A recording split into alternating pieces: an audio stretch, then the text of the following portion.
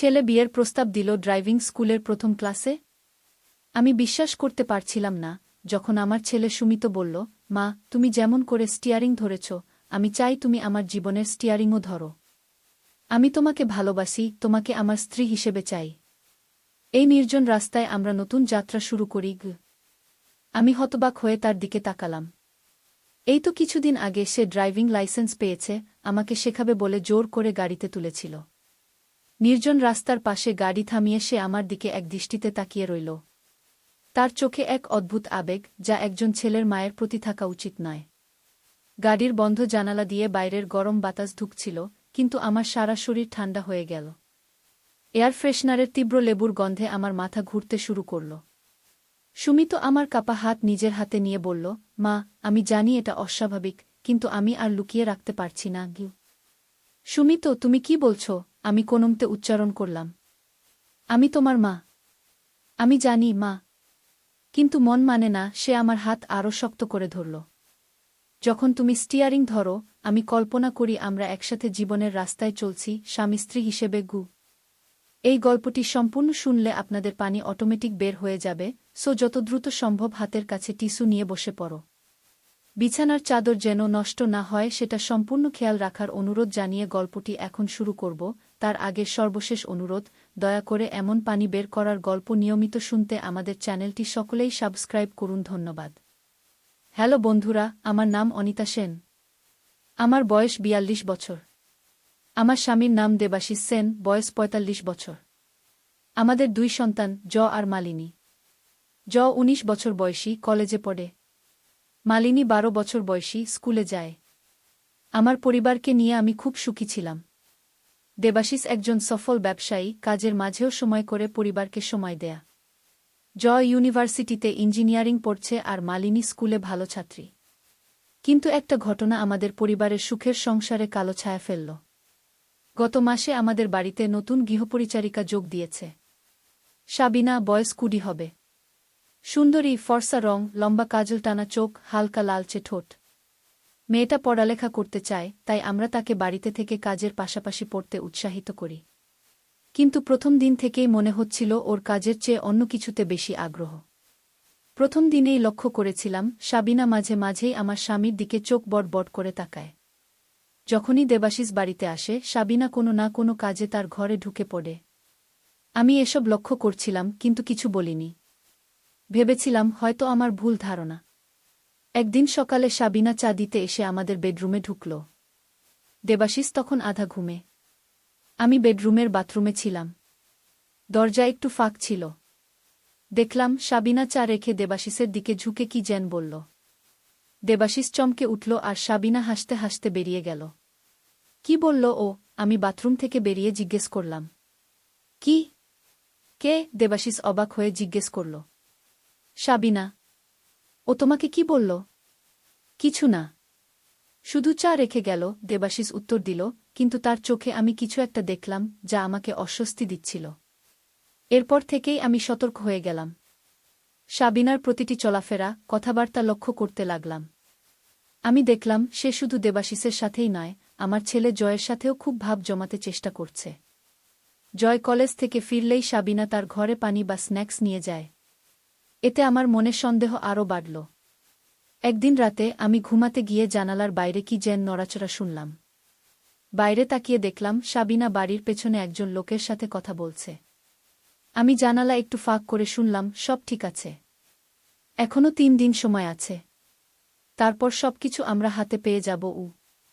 আমার বুকের ভিতর ধক করে উঠল। কি পরিকল্পনা করছে এরা? কার সাথে কথা বলছে সাবিনা?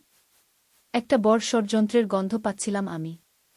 কিন্তু কিছু প্রমাণ ছাড়া দেবাশিসকে বললেও সে বিশ্বাস করবে না। তাকে এখন সাবিনার প্রতি একটু সহানুভূতি দেখাতে দেখছি আমি। পরের দিন সকালে সাবিনার ঘরে তালাবন্ধ অবস্থায় তার জিনিসপত্র দেখার সিদ্ধান্ত নিলাম। সাবিনা বাজারে গেছে, জয় কলেজে, মালিনী স্কুলে আর দেবাশিস অফিসে। বাড়িতে আমি একা। সাবিনার ঘরের দরজা খুলতে গিয়ে দেখি তালা বন্ধ। তবে জানালা খোলা। আমি জানালা দিয়ে ভিতরে ঢুকলাম। ঘরে ঢুকেই আমি স্তম্ভিত হয়ে গেলাম। সাবিনার বিছানার নিচে একটা ছোট্ট বাক্স। বাক্সটা খুলে দেখি তাতে একটা ফাইল, কিছু ছবি আর একটা ডায়েরি।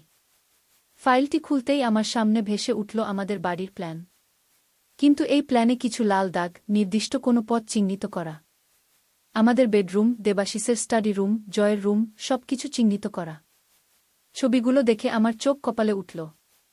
এগুলো সবই আমাদের বাড়ির ভিতরের ছবি, বিশেষ করে যেখানে আমরা মূল্যবান জিনিসপত্র রাখি, দেবাশিসের সেফ, আমার গয়না, এমনকি আমাদের ক্রেডিট কার্ড রাখার জায়গার ছবিও রয়েছে।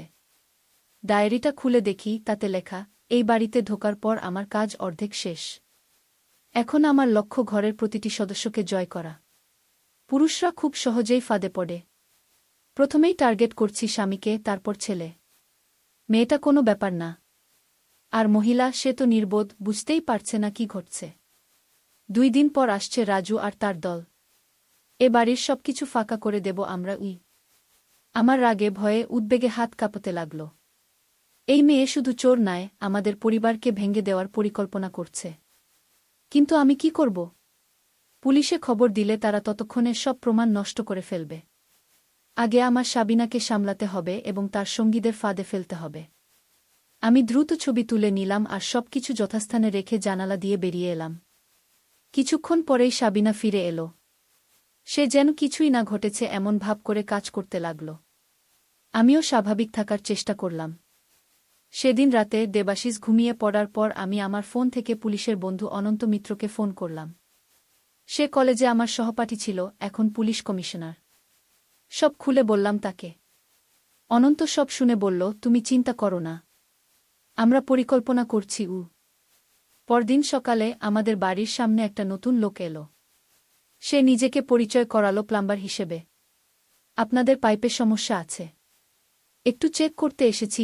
দেবাশিস অফিসে যাওয়ার আগে তাকে বাড়িতে ঢুকতে দিল। প্লাম্বার হিসেবে আসা লোকটি আসলে অনন্তের লোক। সে বাড়ির বিভিন্ন জায়গায় সিসিটিভি ক্যামেরা লাগিয়ে গেল, যা সরাসরি অনন্তের ফোনে কানেক্টেড। সব প্ল্যান করা হলো, 2 দিন পর যখন চোরেরা আসবে, পুলিশ তাদের হাতে নাতে ধরবে। সেই 2 দিন আমি সাবিনার প্রতিটি চলাফেরা লক্ষ্য করলাম। সে যখনই ফোন করত, আমি চুপি চুপি শুনতাম। একদিন শুনলাম সে কাউকে বলছে, সব ঠিক আছে, কাল রাতে বাড়ির সবাই ঘুমিয়ে পড়লে আমি বাড়ির পেছনের দরজা খুলে দেব। তুমি আর তোমার লোকজন তখন ঢুকবে কি? আমি অনন্তকে জানালাম। সে বলল, তুমি একটা ঘুমের ওষুধ সাবিনাকে খাইয়ে দিও, আমরা তোমাদের পরিবারকে রক্ষা করব আর চোরদের ধরব। পরদিন সন্ধ্যায় আমি সাবিনার জন্য একটা বিশেষ ডেজার্ট বানালাম, চকোলেট মুস। তাতে মিশিয়ে দিলাম ঘুমের ওষুধ। সাবিনা খুব আনন্দের সাথে খেল। আমি ভাবলাম, তোমার আনন্দ আর কিছুক্ষণ। রাত 9টার দিকে সাবিনা ঘুমিয়ে পড়ল। আমি নিশ্চিত হলাম সে গভীর ঘুমে আছে। তারপর সবাইকে জানালাম যে আজ রাতে চোর আসতে পারে। দেবাশিস প্রথমে বিশ্বাস করতে চাইছিল না, কিন্তু অনন্ত আমাদের বাড়িতে এসে তাকে সব প্রমাণ দেখাল। রাত 12টার দিকে আমরা সবাই লাইট বন্ধ করে দিলাম, যেন মনে হয় সবাই ঘুমিয়ে পড়েছে। আমরা গেস্ট রুমে বসে অনন্তের ফোনে বাড়ির সব ক্যামেরার ফুটেজ দেখছিলাম। একটু পরেই দেখলাম পেছনের দরজায় একটা ছায়ামূর্তি। তারপর আরও 3-4 জন লোক আসল। আমাদের কাজ ছিল শুধু অপেক্ষা করা। অনন্ত এবং তার টিম গোপনে বাড়ির পেছনে লুকিয়েছিল। চোরেরা যখন দরজা খুলতে চেষ্টা করছিল, অনন্ত ফোনের সংকেত দিল, এখন। হঠাৎ সবগুলো লাইট জ্বলে উঠল। চারদিক থেকে পুলিশ এসে চোরদের ঘিরে ফেলল। তারা প্রতিরোধ করতে গিয়েও পারল না। আরও আশ্চর্যের বিষয়, যে লোকটির সাথে সাবিনা যোগাযোগ করছিল, সে আসলে একটা বড় চোর চক্রের নেতা, রাজু সরকার, যাকে পুলিশ অনেক দিন ধরে খুঁজছিল। চোরদের গ্রেফতার করে নিয়ে যাওয়ার পর সাবিনা ঘুম থেকে উঠল। সে দেখল সমস্ত বাড়ি আলোকিত, আর তার সামনে আমি, দেবাশিস, অনন্ত আর আরও কয়েকজন পুলিশ অফিসার। সে হতভম্ব হয়ে গেল। কি হচ্ছে, সে কাঁপতে কাঁপতে জিজ্ঞেস করল। তোমার খেলা শেষ, সাবিনা, আমি শান্তভাবে উত্তর দিলাম। আমরা সব জানি। পুলিশ সাবিনাকেও গ্রেফতার করল। পরে জানা গেল সাবিনা আসলে এই চোর চক্রের একজন গুরুত্বপূর্ণ সদস্য। তারা ধনী পরিবারে কাজের মেয়ে হিসাবে ঢুকে বাড়ির সব তথ্য সংগ্রহ করে তারপর চুরি করত। এই ঘটনার পর দেবাশিস আমাকে জড়িয়ে ধরে বলল, তোমার বুদ্ধিমত্তা না থাকলে আমরা সব হারিয়ে ফেলতাম। আমি তোমাকে সত্যিই ভালোবাসি। আর মালিনী খুব উত্তেজিত হয়ে আমাকে কি সুপার মম ঘি বলে ডাকতে লাগল। আমি হাসলাম, কিন্তু ভিতরে ভিতরে আমি জানি আমাদের যাত্রা এখনও শেষ হয়নি। কারণ চোর চক্রের নেতা রাজু সরকারের একজন উপরের লোক আছে যে এখনও ধরা পড়েনি। অনন্ত আমাকে বলেছে তুমি সাবধান থেকো। এটা একটা বড় চক্র। আমরা তোমাকে রক্ষা করব। আর এভাবেই আমার জীবন বদলে গেল। এখন আমি শুধু একজন গৃহিণী নই, একজন অভিনব গোয়েন্দা। অনন্ত আমাকে তার গোপন মিশনে সাহায্য করতে অনুরোধ করেছে। এখন পর্যন্ত আমি 3টি বড় চোর চক্র উদ্ঘাটন করতে সাহায্য করেছি। একদিন অনন্ত আমাকে একটি ফাইল দিয়ে বলল, অনিতা, তোমার পরবর্তী মিশন। আমাকে তোমার সাহায্য দরকার। ফাইল খুলে আমি দেখলাম সেখানে একটি বিলাসবহুল হোটেলের ছবি। হোটেলের নাম মিরাজ প্যালেস। আমি অনন্তের দিকে তাকালাম। এই হোটেলে একটি বড় ষড়যন্ত্র চলছে। আমাদের অন্তত 3 সপ্তাহের জন্য সেখানে যেতে হবে। তুমি একজন ধনী ব্যবসায়ীর স্ত্রী হিসেবে যাবে, আর আমি তোমার চাকর হিসেবে গিয়ে। আমি একটু ভয় পেলাম। দেবাশিস কি জানে? হ্যাঁ, সে জানে। সে তোমাকে সাহায্য করতে চায়। আমরা তাকে সবকিছু বলেছি। আমি একটু ভাবলাম, এটা একটা বড় সুযোগ, বিপজ্জনকও বটে। কিন্তু আমি মুখ থেকে বের করে ফেললাম, আমি রাজি। এবং এভাবেই আমার জীবনে একটি নতুন অধ্যায় শুরু হল। একজন সাধারণ গৃহিণী থেকে একজন গোয়েন্দা। আমি জানি না এই নতুন পথে কি আছে আমার জন্য। কিন্তু আমি জানি যতই বিপদ হোক না কেন, আমি এবং আমার পরিবার একসাথে এটা সামলাব। হোটেল মিরাজ প্যালেসে পৌঁছালাম আমি। এবার আমার নাম শ্রীমতী মেঘনা বসু, এক ধনী ব্যবসায়ীর স্ত্রী, যিনি বিদেশ ভ্রমণে গেছেন। আমার সাথে আছে আমার বিশ্বস্ত সহকারী রাজীব, আসলে অনন্ত। হোটেলে ঢুকতেই আমি অনুভব করলাম কেন এই হোটেলটি এত বিখ্যাত। আকাশছোঁয়া ছাদ, চকচকে মার্বেল মেঝে, সোনালি আলোর ঝাড়, দামি আসবাবপত্র, সবকিছুই বলছে এখানে বিত্তশালী মানুষদের আনাগোনা। আমাকে হোটেলের সবচেয়ে দামি সুইটে রাখা হল। সুইট নম্বর 1001, একটি রাজকীয় প্রাসাদের মতো। আমার মিশন হল এই হোটেলে একটি রহস্যময় ব্যক্তি সম্পর্কে তথ্য সংগ্রহ করা, বিজয় মালহোত্রা। বিজয় মালহোত্রা একজন আন্তর্জাতিক ব্যবসায়ী। দেখতে চমৎকার, বয়স 40-এর আশেপাশে। অনন্ত আমাকে জানিয়েছে এই লোকটি নাকি আন্তর্জাতিক অস্ত্র পাচার, মানব পাচার এবং মাদক পাচারের সাথে জড়িত। তবে এর বিরুদ্ধে কোনো প্রমাণ এখনও পাওয়া যায়নি। মিরাজ প্যালেসে তার সাথে এক গোপন বৈঠক হবে তার ব্যবসার সহযোগীদের সাথে। পরদিন সকালে আমি হোটেলের রেস্টুরেন্টে ব্রেকফাস্ট করতে গেলাম। সেখানে দেখলাম একজন লোক, যার মিল অনন্ত আমাকে দেখানো ফটোর সাথে। বিজয় মালহোত্রা। সে একটি টেবিলে বসে আছে, তার সাথে একজন সুন্দরী মহিলা। তারা কি নিয়ে আলোচনা করছে কে জানে। আমি নিজের ভূমিকায় মগ্ন হয়ে একটি টেবিলে বসলাম, যা থেকে আমি বিজয়কে দেখতে পারি। আমি যেন একজন ধনী, অহংকারী মহিলা, যে নিজের শৌখিন জীবন উপভোগ করছে, এটাই আমার ভূমিকা। ওয়েটার এসে অর্ডার নিল। আমি খেতে খেতে লক্ষ্য করছিলাম বিজয়ের প্রতিটি চলাফেরা। হঠাৎ একটা আশ্চর্যজনক ঘটনা ঘটল। বিজয় তার সঙ্গীর সাথে কথা বলতে বলতে হঠাৎ উঠে দাঁড়াল আর আমার দিকে এগিয়ে এল। আমার বুক ধড়ফড় করে উঠল। সে কি আমাকে চিনে ফেলেছে? আপনি কি শ্রীমতী মেঘনা বসু? বিজয় চমৎকার হাসি দিয়ে জিজ্ঞেস করল। আমি একটু চমকে উঠলাম, কিন্তু দ্রুত নিজেকে সামলে নিলাম। হ্যাঁ, আমি মেঘনা। আপনি কি করে জানলেন? হোটেলের ম্যানেজার আপনার কথা বলেছিল। একজন বিখ্যাত ব্যবসায়ীর স্ত্রী এখানে এসেছেন। আমি বিজয় মালহোত্রা। সে হাত বাড়িয়ে দিল। আমি হাত মিলিয়ে বললাম, আপনার সাথে দেখা হয়ে ভালো লাগল। আজ সন্ধ্যায় হোটেলে একটি ছোট আয়োজন আছে। আমি আশা করি আপনি যোগ দেবেন, বিজয় বলল। অবশ্যই, আমি হাসি দিয়ে উত্তর দিলাম। বিজয় চলে গেল, আর আমি ভাবতে লাগলাম, এটা একটা বড় সুযোগ। সন্ধ্যায় আমি হয়তো বিজয়ের সহযোগীদের সম্পর্কে জানতে পারব। আমি দ্রুত অনন্তকে সব জানালাম। সে উৎসাহিত হয়ে উঠল। এটা একটা দুর্দান্ত সুযোগ। তুমি সেই পার্টিতে যাও। আমি পেছন থেকে নজর রাখব। সন্ধ্যা হতেই আমি সজ্জিত হলাম। একটি লাল রঙের গাউন পরলাম, কানে দামি হীরার দুল আর গলায় একটি সুন্দর হার। এসবই অনন্ত আমাকে দিয়েছিল মিশনের জন্য। মনে রেখো, এই গাউনের ভিতরে একটি ছোট ক্যামেরা লাগানো আছে, অনন্ত আমাকে মনে করিয়ে দিল। তোমার হারটিতে একটি মাইক্রোফোন আছে, যা দিয়ে আমরা সব কথাবার্তা শুনতে পারব। আমি মাথা নেড়ে সম্মতি জানালাম। এই জীবন কত রোমাঞ্চকর! আমি কখনো ভাবিনি যে আমার মতো একজন সাধারণ গৃহিণী একদিন এমন গোপন মিশনে অংশ নেবে। হোটেলের বলরুমে পার্টি শুরু হয়েছিল। আমি যখন ঢুকলাম প্রায় 50 জন লোক সেখানে উপস্থিত। সবাই দামি পোশাকে সজ্জিত, হাতে শ্যাম্পেনের গ্লাস। আমি একটি গ্লাস নিয়ে ঘরের এক পাশে দাঁড়ালাম। বিজয় আমাকে দেখেই এগিয়ে এলো। শ্রীমতী বসু, আপনি এসেছেন। আসুন, আমি আপনাকে কিছু বন্ধুর সাথে পরিচয় করিয়ে দিই। আমি তার সাথে গেলাম। সে আমাকে নিয়ে গেল একটি ছোট দলের কাছে, যারা একটি কোণায় দাঁড়িয়ে কথা বলছিল। তাদের মধ্যে একজন ছিল সেই মহিলা যাকে আমি সকালে বিজয়ের সাথে দেখেছিলাম। শ্রীমতী বসু, এরা আমার বন্ধু। রাজা সিংহ। বিজয় একজন লম্বা ফর্সা লোকের দিকে ইশারা করল। নন্দিনী শর্মা সকালের সেই মহিলার দিকে ইশারা করল। এবং আহমেদ হোসেন একজন মধ্যবয়সী লোকের দিকে ইশারা করল, যার চোখে একটা অদ্ভুত শীতলতা ছিল। আমি সবার সাথে পরিচিত হলাম।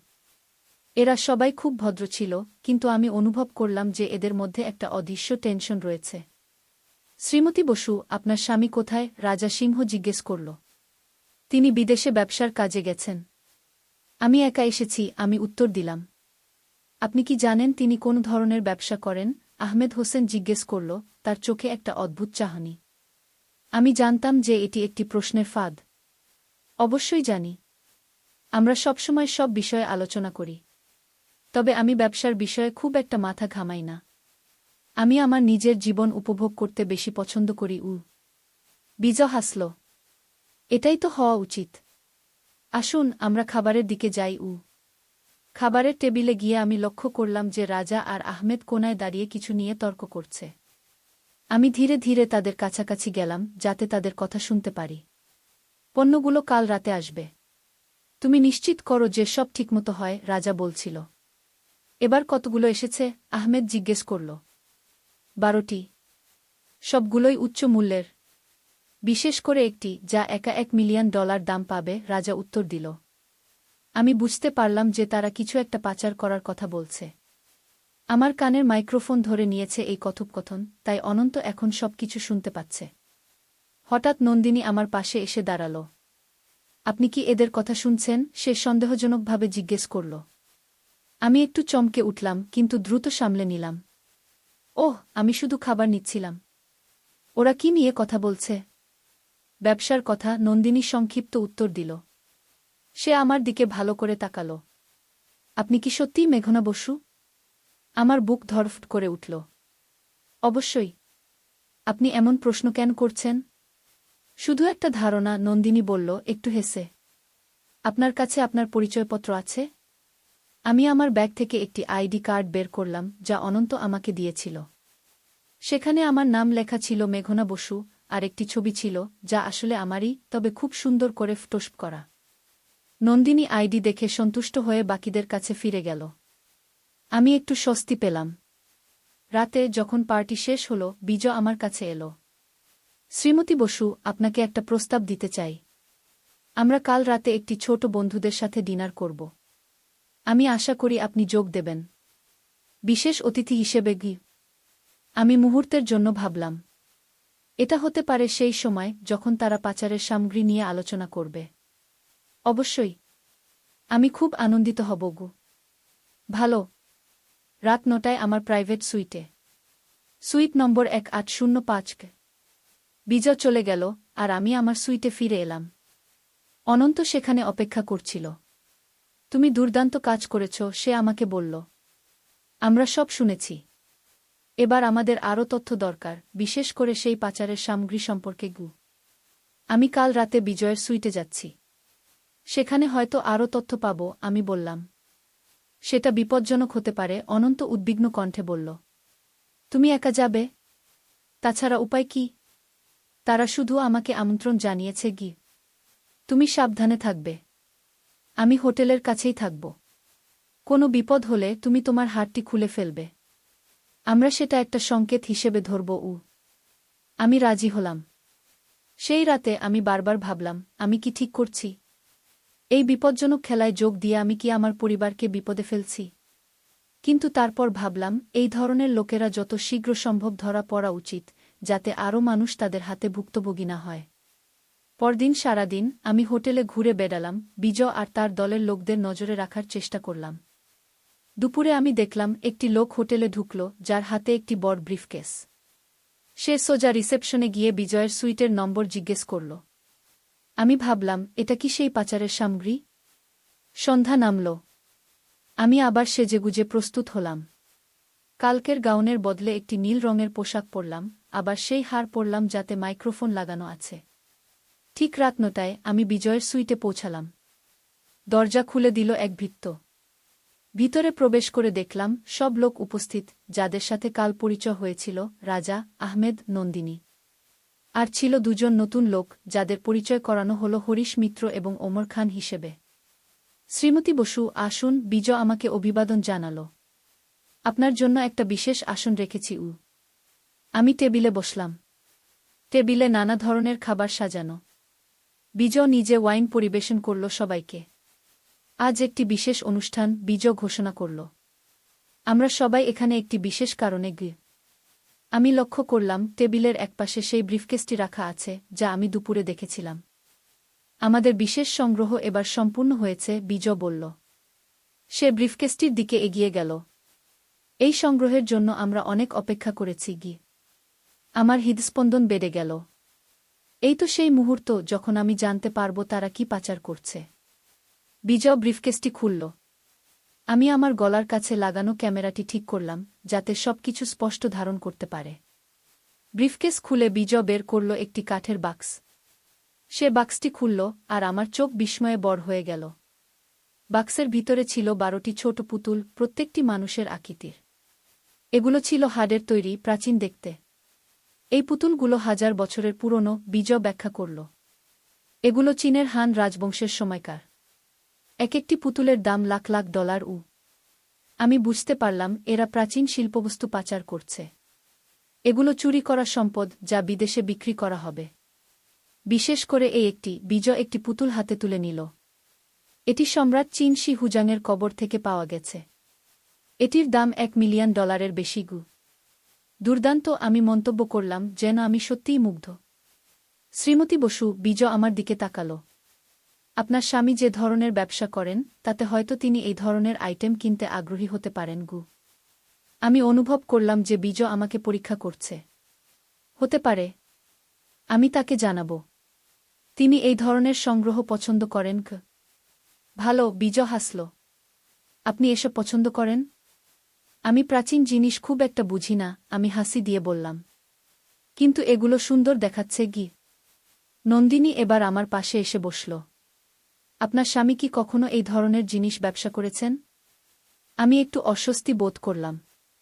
আমি ঠিক জানি না। তিনি আমার সাথে ব্যবসার সব বিষয় নিয়ে আলোচনা করেন না। কিন্তু আপনি তো একটু আগেই বললেন যে আপনারা সব বিষয়ে আলোচনা করেন। নন্দিনী কৌতূহলী চোখে আমার দিকে তাকাল। আমি বুঝলাম আমার একটা ভুল হয়েছে। ওহ হ্যাঁ, আমরা করি। কিন্তু ব্যবসার বিষয়ে আমি খুব একটা মনোযোগ দিই না, তাই মনে থাকে না। নন্দিনী এবার স্পষ্টভাবে সন্দেহ করছিল। আমি আপনার নাম আগে কোথাও শুনেছি বলে মনে হচ্ছে, সে বলল। আপনি কি কখনো দিল্লিতে ছিলেন? আমি জানতাম যে আমার কভার স্টোরিতে দিল্লি ছিল না। না, আমি কখনো দিল্লিতে যাইনি। আমরা মূলত মুম্বাইতে থাকি।